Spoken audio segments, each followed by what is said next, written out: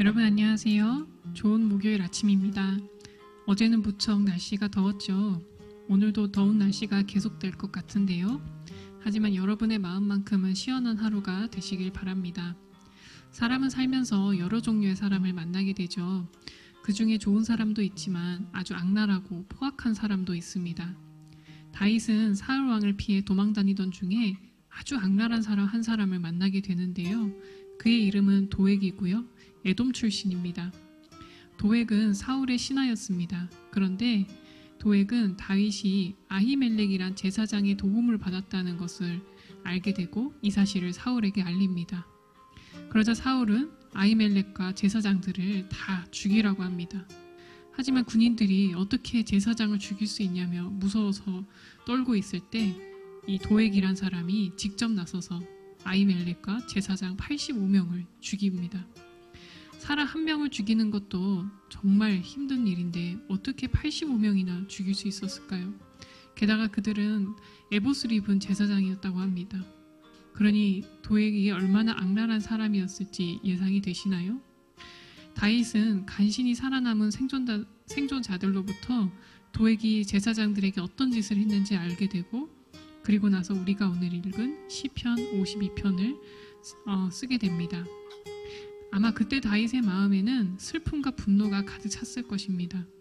어떻게 보면 제사장들이 다윗을 돕지 않았다면 그런 비참한 죽음을 당하지 않았을 텐데 다윗을 도왔다는 이유 하나로 그런 죽음을 당한 게 아닙니까?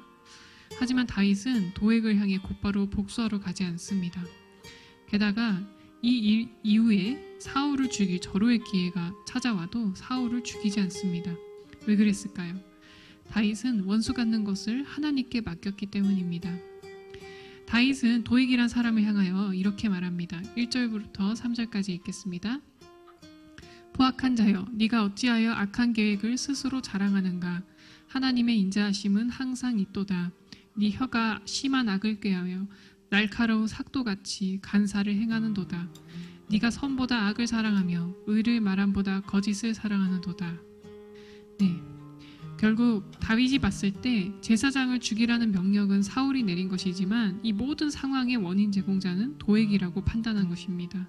그의 포악하고 간사한 혀로 사울 왕을 부추겨서 죄 없는 제사장들을 죽이게 했다고 판단한 것이죠. 다윗이 봤을 때 도액은 악을 사랑하는 사람이었습니다. 자신에게 방해가 되는 사람이라면 무조건 없애고 보는 그런 사람이죠. 그리고 우리 일상에서도 도액만큼은 아닐지라도 도액과 같이 포악하고 악랄한 사람들을 발견할 수 있는데요. 특히 직장에서 그런 사람들을 마주할 가능성이 높습니다. 뒤에서는 간사한 혀로 윗사람에게 나에 대해서 미움을 가지게 하거나 깎아내리는 말을 하는 사람들, 혹은 집단 따돌림을 일으키는 그런 사람들은 어느 조직이든 한두 명은 꼭 있는 것 같습니다. 실제로 우리나라에서 자살하는 원인 중에 약 4%가 직장에서 당하는 스트레스 때문이라고 합니다. 그러나 여러분, 직장에서든지 가정에서든지 심지어 이 나라의 최고 권력자가 나를 까닭없이 박해하고 힘들게 할지라도 절대 스스로 목숨을 끊어서는 안 됩니다. 다윗은 온 세상이 자기를 죽이려고 할 때 이런 기도를 했습니다. 내가 죽지 않고 살아서 여호와께서 하시는 일을 선포하리로다. 시편 118편 17절의 말씀입니다.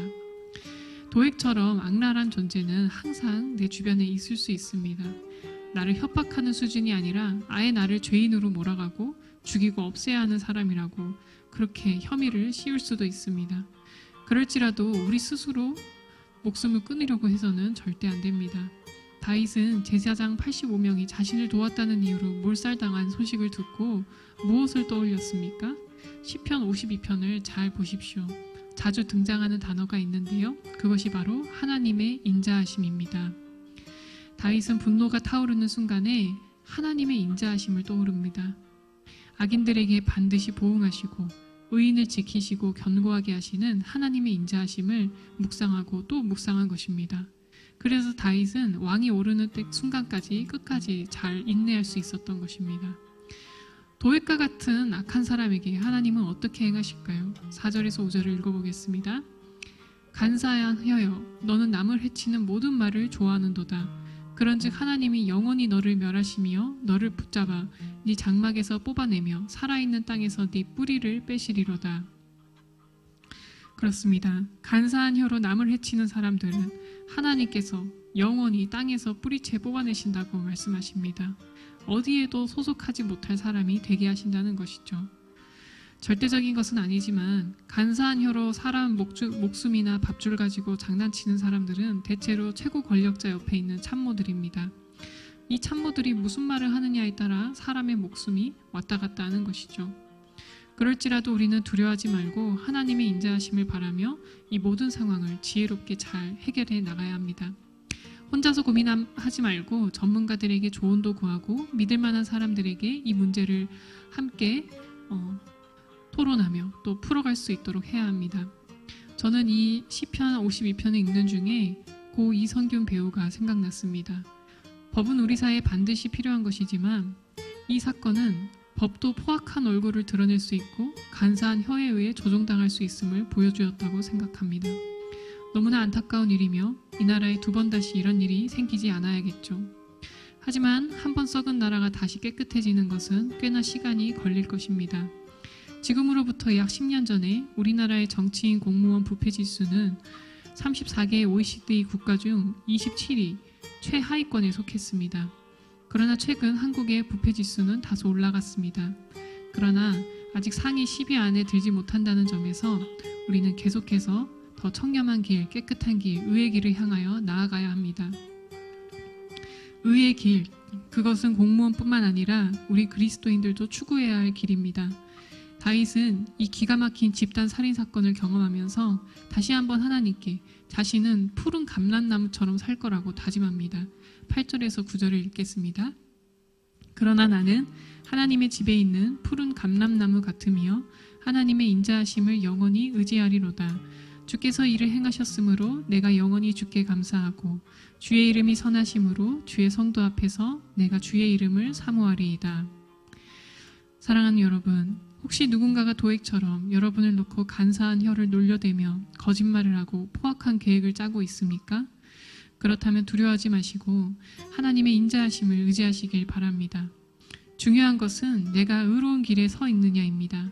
하나님을 의지한다는 것은 내가 의의 길, 의로운 삶을 살겠다는 것과 다르지 않습니다. 의로운 삶을 사는 자는 하나님께서 반드시 그에게 하나님의 인자하심을 나타내 보여주십니다. 혹시 여러분의 가정에서든 직장에서든 혹은 어떤 조직에서 누군가가 여러분의 인격을 깎아내리고 자존심을 무너지게 하고 여러분의 자리와 목숨과 밥줄을 위협하는 말과 행동을 한다고 해서 결코 스스로 목숨을 끊거나 자신에게 해가 되는 길을 선택하지 않기를 바랍니다.